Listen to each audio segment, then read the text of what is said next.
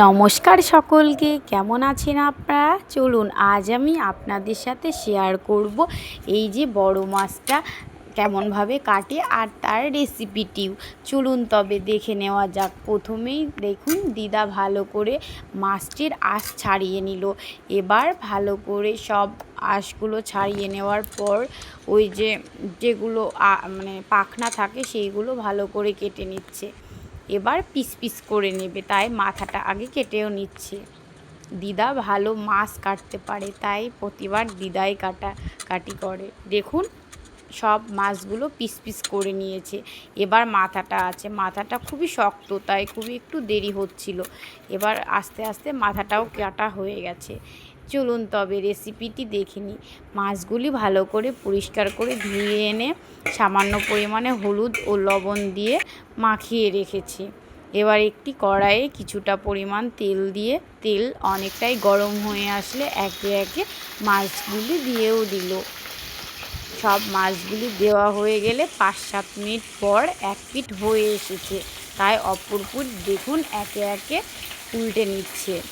এবার এই অপর পিঠও 5-7 মিনিট রেখে আবারও এপিঠ ওপিঠ করে ভালো করে লাল লাল করে ভেজে নেবে। দেখুন এপিঠ ওপিঠ করে লাল লাল করে ভাজাও হয়ে গেছে, তাই মা নামিয়েও ফেলছে। আর কিছু মাছ ছিল, তাই সেমভাবে আবারও সেই মাছগুলো দিয়ে দিল। ওই মুড়োটা আর খিচিটা ছিল, দেখুন আবার দিয়ে 5-7 মিনিট পর আবারও উল্টে দিচ্ছে, যাতে দুই পিঠই ভালোভাবে ভেজে আসে। আর হ্যাঁ, আপনারা অবশ্যই তেলটা অনেকটা গরম করে তবেই মাছ দিবেন, তাহলে একটি মাছও ভাঙবে না, সুন্দরভাবে ভেজে আসবে। দেখুন সব মাছ ভাজাও হয়ে গেছে। আবারও কড়াইয়ে একটু তেল দিয়ে পাঁচফোড়ন শুকনো লঙ্কা দিয়ে আগে থেকে কেটে রাখা এই আলুগুলোও দিয়ে দিল। দিয়ে এবার এই আলুগুলো ভালো করে লাল লাল করে ভেজেও নেবে। দেখুন আলুটা একটু সামান্য ভেজে এসেছে। এবার মা কিছুটা পরিমাণ পেঁয়াজ কুচিও দিয়ে দিল, দিয়ে ভালো করে এবার ভেজে নিচ্ছে। দেখুন 5-7 মিনিট পর অনেকটাই কিন্তু লাল লাল হয়ে এসেছে, তাই মা আগে থেকে বেটে রাখা আদা, জিরে, লঙ্কা ও রসুন বাটাটাও দিয়ে দিল। দিয়ে এবার ভালো করে নাড়াচাড়া করে কষিয়ে নেবে।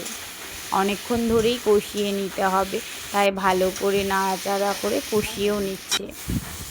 দেখুন সামান্য পরিমাণে হলুদ গুঁড়ো ও স্বাদ অনুসারে লবণও দিয়ে দিল। দিয়ে আবারও সব কিছু ভালো করে নাড়াচাড়া করে কষিয়ে নিচ্ছে। অনেকটাই কষিয়ে এসেছে, তাই এবার মা সামান্য পরিমাণে জলও দিয়ে দিল, যাতে আলুগুলো ভালো করে সেদ্ধ হয়ে আসে। এবার আগে থেকে ভেজে রাখা ওই মাছগুলিও দিয়ে দিল, দিয়ে একটু নাড়াচাড়া করে 5 মিনিটের জন্য গ্যাসটি আস্তে দিয়ে রেখে দিয়েছিল। এবার নামিয়েও ফেললো। চলুন তবে দেখিনি আজ কী রান্না হয়েছে। প্রথমেই কচুর শাক, আর ওর জন্য 2 পিস মাছ ভাজা রেখেছে, কারণ ও মাছের ঝোল খাবে না। আর সয়াবিন আলুর তরকারি, আর এই যে মাছের ঝোল আলু দিয়ে।